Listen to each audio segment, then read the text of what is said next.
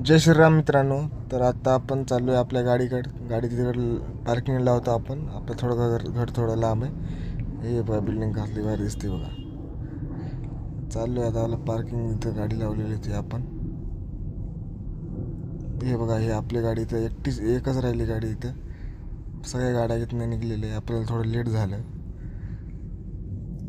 बघू आता गाडी फिडी साफ करू आपण. हे बघा आपली गाडी.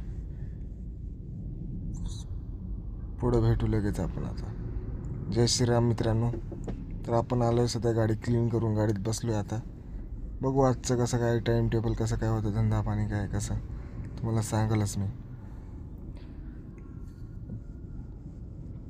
जय श्रीराम. हे बघा आमची दिगी. इथनं गाडी साफ करून आपण निघलो सरळ सरळ आपल्या. हे बघा कसे झाडं कडक ना, कडक असलेच पाहिजे. दिगी गाव आहे आपल्या.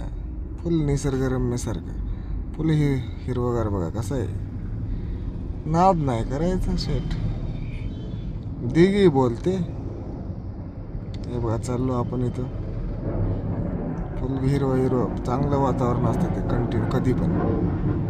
हे बघा येत ना आता राईड येणार आपण आता. हे आपली मराठी शाळा आहे इथं. मराठी शाळा आहे इथं.